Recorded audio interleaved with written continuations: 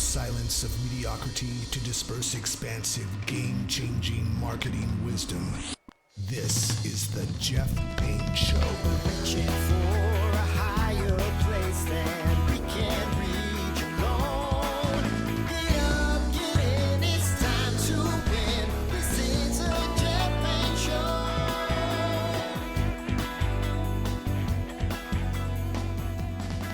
Somebody is going to call you this quarter and tell you that SEO is dead, that you need a completely different strategy for AI search, GEO, AEO, AI visibility. Pick your acronym, new game, new rules, and a new invoice. I want to tell you about a moment that happened live on air between two people who both do this for a living. One guy spent his whole interview building the case for GEO and its own discipline. The other guy, mid-sentence, just stopped him and said, take away Google and AI SEO equals zero. Not AI SEO is different, zero, nothing left. Hi, I'm Jeff Payne. Welcome to the Jeff Payne Show. You're listening to episode 24, the AI SEO sales pitch has a math problem. And now, our feature presentation. That's not a hot take. That's a math problem. And once you see the math, you'll never fall for the sales pitch again. Quick attribution, because I steal ideas honestly. This came from a recent episode of The Edward Show, a conversation between Edward Stern and two guests, one building AI content tools, one doing traditional SEO. They didn't agree on much, which is exactly why it's worth 15 minutes of your day today. Here's a disagreement in plain English.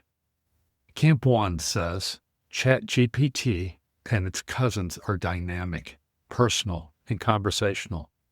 They're not ranking 10 blue links. They're having a relationship with your customer, and that relationship needs volume of content that speaks to the customer's actual life, not just keywords stuffed into a homepage. Again, there's Camp 2 that says, hang on, where does ChatGPT actually get its answer? It doesn't own a crawler that's indexed to the internet. Building that is a decades-long, multi-billion-dollar infrastructure project that only one or two companies on Earth actually built. So when the AI answers your question, in real time, it's quietly running a search, mostly through Google, pulling back a handful of results and stitching them into a sentence. It is functionally wearing Google's homework as a costume. Here's why that matters to you. It's not a technical footnote. It's the whole game. If the AI is grounding its answer in a live Google search, then your AI visibility isn't a separate scoreboard. It's downstream of the same scoreboard you've been playing the whole time. You don't get a parallel universe where you're invisible on Google, but somehow the AI's favorite recommendation. The AI is reading off the same page you're not ranking on. That's the formula. AI SEO minus SEO equals zero. Now, and this is where I actually think the other guy was onto something real, even if his framing was off. There's a second layer underneath that math that most business owners are missing entirely. You don't only get discovered by winning, quote, best dentist near me, end of quote. You get discovered when someone's having an entirely different conversation. Like, my kid's terrified of the dentist, what do I do? And the AI decides, unprompted, to widen the answer into a recommendation. That's not a ranking battle for 10 blue links. That's a business having written something that happened to be the most useful thing sitting in the index when the question got asked. You don't need to win the category. You need to have shown up for the tangent. This is exactly the split I've talked about before on this show. The two currencies, citations, the deep stuff that earns trust, your service pages, your guides, your stories, your real proof, and mentions, the lighter stuff that gets you found in the first place. What this argument exposes is that most businesses are trying to win the citation game by skipping straight to buying a GEO tool without ever fixing the foundation that both currencies are built on, being properly indexed, properly structured, properly there on Google in the first place. And here's the part that should genuinely worry you if someone's pitching you the shortcut. There's a real documented Google penalty for exactly the kind of content mills published on a schedule, regardless of topic. It's called scaled content abuse. It predates AI by 20 years. And Google is actively tightening it right now, this year. Buy the wrong version of more content, and you don't get more findable.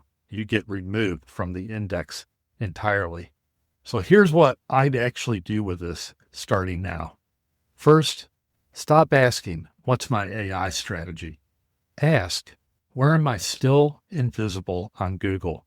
Because that's the floor everything else sits on. Second, go find the tangent, not best service near me, the adjacent human question your customer is actually asking when they're not ready to buy yet. Right to that. One genuinely good piece beats 20 mediocre ones with the same idea wearing a different hat. Third, if anyone offers you a tool that promises 15 articles a month on autopilot, ask them one question. What happens when Google decides this looks like a pattern? If they can't answer that clearly, that's your answer. Here's what I keep coming back to. The businesses that get this right aren't the ones chasing the newest acronym. They're the ones who never stop doing the boring foundational work, who have understood early that the new game was never quite true.